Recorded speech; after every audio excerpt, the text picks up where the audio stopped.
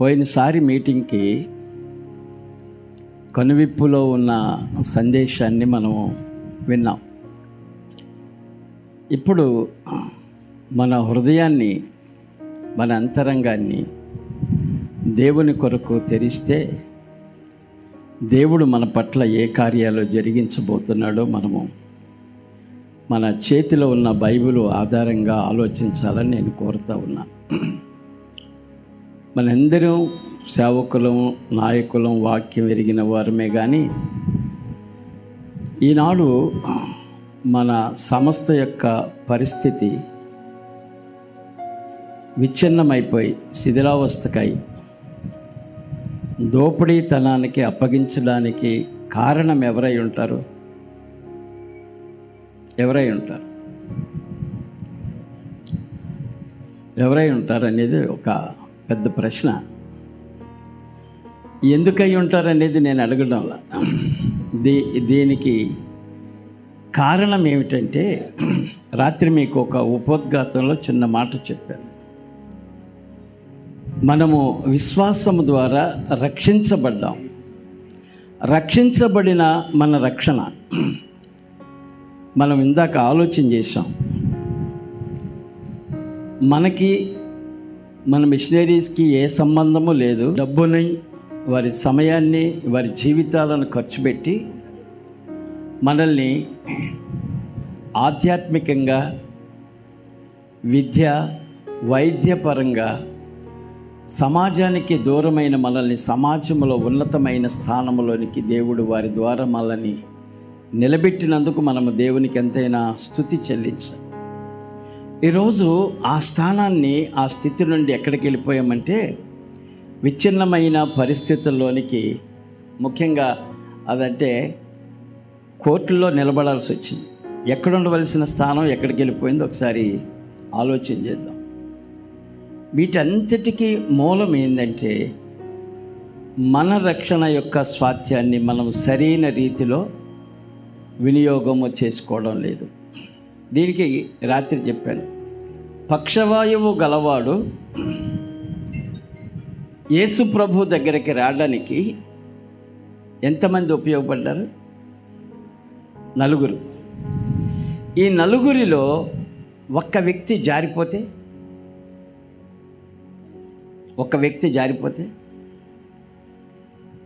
చెప్పండి.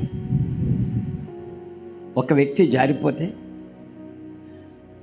ఒక వ్యక్తి నేను చేయలేను అంటే, ఒక వ్యక్తి తన ఆలోచనని ఆ ముగ్గురితో సహకరించకపోతే, దాన్ని మనం ఏ పద్ధతిలోనైనా ఆలోచనలో కానీ, సహవాసములో కానీ, సన్నిధిలో కానీ, ప్రణాళికలో కానీ చేయకపోతే, వారి విశ్వాసము ద్వారా, మరలా చెప్తున్నాను, వారి విశ్వాసము ద్వారా దేవుడు బలహీనమైన స్థితి నుండి దేవుడు ఒక బలమైనటువంటి కృపను అనుగ్రహించను. స్తోత్రం. సో ఇప్పుడు ప్రకటించబడుతున్న వాక్యము, హృదయములో ఉన్న విశ్వాసము, ఆ 2 కలిస్తేనే ఆ 4 ఒక కార్యం చేయడానికి ప్రణాళికను సిద్ధపరచుకున్నారు. మిథ్యను పైకి తీసుకెళ్ళడానికి, మిథ్యను ఖాళీ చేయడానికి, అక్కడ నుండి ప్రభువు దగ్గరికి అతన్ని దించడానికి ఇది పెద్ద ప్రయాస, ఇది పెద్ద త్యాగం, ఇది కష్టముతో కూడినది, త్యాగముతో కూడినది, ప్రయాసతో పడిన వ్యవస్థ. ఈరోజు మన ముందున్నటువంటి ఈ సిబిసెన్స్ యొక్క ప్రతి కార్యము కూడా వీటి మధ్యలోనే మనం ముందుకు సాగుతున్నాం. సంఘ వ్యవస్థ కానివ్వండి, ఫీల్డ్ కౌన్సిల్ కానివ్వండి, అసోసియేషన్ కానివ్వండి, కన్వెన్షన్ కాని, వీటన్నిటి మధ్యలో ఇంత పోరాటము సేవకులుగా మాకుంది, నాయకులుగా ఉంది, పెద్దలుగా ఉంది, అందరికీ ఈ పరిస్థితి. సో వీటిలో మనం ముందుకు సాగి దేవుని చిత్తాన్ని, దేవుని ప్రణాళికను మనము నెరవేర్చడానికి దేవుని వాక్యము ఈ మధ్యాహ్నం మన జీవితాల్లో ఒక 4 మాటలు మీకు జ్ఞాపకం చేస్తాను. నెంబర్ 1, మొదటి ఆలోచన, మత్తయి సువార్తలోనికి మనం వెళ్తే 8వ అధ్యాయము 9-10 వచనాలు మనము చదవగలిగినట్లు మాట విందాం. ఇతడు శతాధిపతి, అన్యుడు, అధికారములో ఉన్నవాడు, లోకముతో కలిసినటువంటి వాడు. కానీ ఇతనిని గూర్చి యేసుప్రభు వారు ఏం చెప్పాడండి? ఇశ్రాయేలు అను దేవుని ప్రజలలో లేని విశ్వాసము ఇతనిలోనికి ఎలాగొచ్చింది? ప్రశ్న. ఇప్పుడు ఈరోజు మన స్వాస్థ్యాన్ని అన్యులు కూడగొట్టుకుంటున్నారు అంటే మనం ఎందులో ఉన్నాం చెప్పండి. ఆనాడు ఇశ్రాయేలీలలో విశ్వాసమును ఎలాగ కోల్పోయారో మన సంస్థ సిబిఎస్ఈ వ్యవస్థ పాడైంది. ఊరికే ఒకసారి కంపారిజన్ చేద్దాం. ఇతనిలోనికి ఎలాగొచ్చిందంటే అతడు యేసును గూర్చి విన్నాడు, యేసు దేవుని పనిలో చిన్న సహాయం చేశాడు. అదే అక్కడ పెద్దలు అతనిని గూర్చి సాక్ష్యం చెప్పారు. ఆ సాక్ష్యం విని యేసు శతాధిపతి ఇంటికి వస్తూ ఉన్నాడు. శతాధిపతి యేసును ఎదుర్కొని యేసుతో చెప్పిన సందేశం ఇది. సో ఆ వాక్యం మనకందరికీ బాగా అర్థమైనటువంటి మాట. సో అతనిలో ఏం చూశాడు యేసయ్య అంటే, అతడు వినిన యేసుని మాట, మనకు బాగా అర్థమైన మాట ఏంటంటే, వినుట వలన విశ్వాసము కలుగును, విశ్వాసము యేసుక్రీస్తును గూర్చిన వాక్యము మాటలలో సంపాదించింది. ఇప్పుడు అన్యుడు మన మాట వినినప్పుడు, అన్యుడు దేవుని గూర్చి వినినప్పుడు అతనిలోకి ఏమొచ్చింది చెప్పండి? విశ్వాసం వచ్చింది. ఈరోజు ఇక్కడ కూడిన మనలందరినీ కూడా మన విశ్వాసము ఒక సంపూర్ణమైన దేవుని మాటకు లోబడిన విశ్వాసం అయితే మనమందరం తలపెట్టి చేయబోయే ఈ కార్యాన్ని దేవుడే చెప్పండి ఒక సంపూర్ణమైన ఆశీర్వాదకరముగా దేవుడు మన మధ్యలో నిరూపించాలి. ఇంకొక మాట మనము ఆలోచించేది, ఇది చాలా ప్రాముఖ్యమైన సంగతి. ఇప్పుడు మనం చాలా వివరించడానికి చాలా సంగతులు ఉన్నాయి ఇందులో. ప్రభు క్వశ్చన్ ఏం వేసాడంటే, ఇంత ప్రయాసపడి ఇంత కష్టపడి వెతుక్కుంటూ నా దగ్గరకు వచ్చారు కదా, అసలు నేను ఈ పని చేయగలనని. ఈ మధ్యాహ్నం ఈ సంస్థను దేవుడు బాగు చేస్తాడని నమ్మకంతో వచ్చిన వాళ్ళు ఎంతమంది ఉన్నారు? ఒకసారి స్తోత్రం చెప్పండి. నమ్మకం. మనం వేసిన ప్రతి అడుగుట దేంతో వేయాలి చెప్పండి? నమ్మకముతో విశ్వాసం అనేది జత చెయ్యాలి. వీళ్ళు నమ్ముతున్నామన్నారు, కానీ ప్రభు ఏం రిప్లై ఇచ్చాడంటే, మీరు నమ్మితే నమ్మారు కానీ మీ విశ్వాసమును బట్టి మీకు ఈ కార్యం జరుగుద్ది అన్నాడా లేదా? దేవుడు అంటున్నాడు, నీ నమ్మకానికి విశ్వాసము తోడైతే నీవు అనుకున్నట్టుగా జరుగును గాక అన్నాడు. స్తోత్రం. రైట్. మన ముందున్న టార్గెట్ కూడా ఇదే. ఇంత ఖర్చు పెట్టి ఇంత ప్రయాసపడి చేస్తున్న ప్రతి పని వెనుక దేవుని ప్రణాళిక కూడా ఇదే అని నేను గ్రహిస్తున్నాను.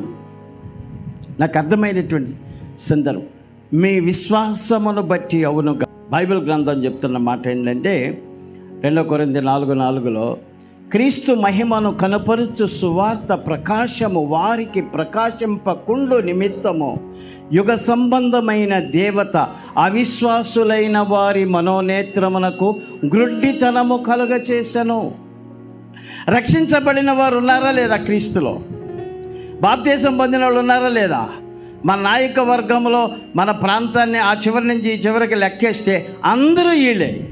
కానీ వీళ్ళకి ఏం కనపడలేదంటే ఆస్తులు తప్ప క్రీస్తు మహిమ యొక్క దర్శనమును కోల్పోయిన వారు. Praise the Lord. నిజంగా మీరు దేనిని గూర్చి కష్టపడలేదో ఆ కష్ట ఫలములలో నేను మిమ్మల్ని ఏర్పాటు చేశానన్నాడు యేసు ప్రభు వారు. యోహాను సువార్త 4వ అధ్యాయం సమరయ స్త్రీతో మాట్లాడిన తర్వాత కొంత కింద వచ్చిన, మీ పితరులు కష్టపడ్డారు, ఆ కష్టార్జితమైన ఫలాలే మీరు మనం. కానీ ఈ మనము ఈ దర్శనం ఏమైపోయిందంటే,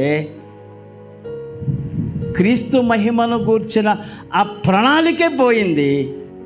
యుగ సంబంధమైనది మన జీవితాల్లోకి వచ్చింది, మనల్ని గుడ్డివారుగా చేసింది.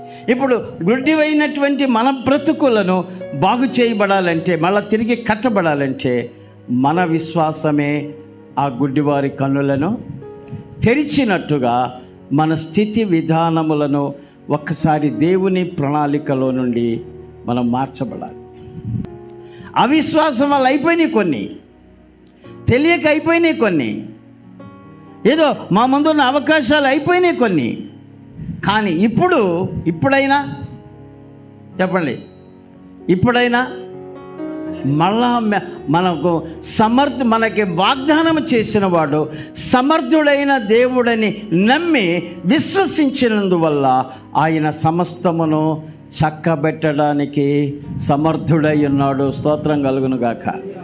ఇక్కడ కూర్చున్న మేము కానీ, అక్కడ కూర్చున్న మీరు, మనందరి మధ్యలో ఈ గొప్ప కృప జరగాల వద్దా? ఏదో ఒక ప్రసంగం చేసి వెళ్ళిపోవచ్చు, కానీ మనం వెళ్ళినందువల్ల, మన వాక్యం వల్ల దేవుడు ఒక కార్యము మన మనసులలో చెయ్యాలి. మన జీవితాలలో ఒక ప్రణాళిక కొరకు దేవుడు మనల్ని సిద్ధపరచాలి. అది దేవుని సన్నిధి, అది దేవుని ప్రణాళిక, అది దైవ చిత్తం. మొదటి మాట గుర్తుంది మనకి, అవునా? ఇది రెండవ మాట. సమర్థుడని మనము నమ్మితే ఆయన సమస్తాన్ని విశ్వాసము ద్వారా క్రమపరుచుకొని చక్కబెట్టుకొని మనల్ని ముందుకు నడిపించునుగాక. ఆమేన్. రైట్. నెంబర్ 3, ఇంకొక సంగతి కూడా మీకు జ్ఞాపకం చేస్తాను. అదే అధ్యాయము. ఏ అధ్యాయం? 9వ అధ్యాయం. 9వ అధ్యాయం 18వ వాక్యం చూద్దాం. అయినను నీవు వచ్చి నీ చెయ్యి ఆమె మీద పెట్టి. ఇప్పుడు ఆల్రెడీ ఆమె ఏమైపోయింది? చనిపోయిన వ్యవస్థకి యేసు ప్రభు అవసరమా? చావకముందు ఏదైనా ప్రయత్నం చేస్తే ఏదో చేస్తున్నారు అంటారు. చచ్చిపోయింది ఆల్రెడీ. 8 ముక్కలో 10 ముక్కలో ఏదో మొత్తానికి ఒక కార్యక్రమం అయిపోయి ఒక భాగంలోనే మనం ఉన్నాం. కానీ ఈ అధికారి అంటున్నాడు, ఈ అధికారిలో ఉన్నటువంటి మాట ఏంటంటే, నా హృదయాన్ని తాకిన మాట మీతో చెప్తున్నాను. అయినను ఏంటది? What ever it may be, ఏమైతే అది అయింది. సో ప్రభువా, నాకున్న విశ్వాసమును బట్టి నీ దగ్గరకు వచ్చాను. అక్కడ ఏమైంది అనేది నేను నిన్ను అడగట్లా. సో నీవిప్పుడు చేయాల్సిన పని ఏంటంటే, స్థితి ఏమైనా, అక్కడ పరిస్థితులు ఎలాగున్నా, నీవు వచ్చి నీ చెయ్యి చాపి ఒక్కసారి మా మీద కనికరించు. నీ చెయ్యి చాపి ఉంచుము చాలయ్య అన్నాడు. ఎంత అద్భుతమైన సందేశం అంటే ఇది. ఏముంది మన ముందు ఇప్పుడు?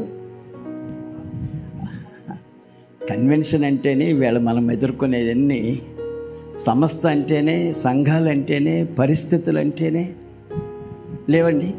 సేవకుల్లో ఉన్నాయి, నాయకుల్లో ఉన్నాయి, అన్నిట్లో ఉన్నాయి. మనలని మనమే అపహసించుకునే స్థితి, పరిస్థితులు ఈవేళ మన యొక్క వ్యవస్థలోనికి మారిపోయింది. ఒకళ్ళంటే ఒకళ్ళు, ఒక పరిస్థితి అంటే ఒక పరిస్థితి, మనల్ని మనం గౌరవించుకునే స్థానాలే కోల్పోయాం. ఇది ఆయనకి ఎదురైనటువంటి ఛాలెంజ్.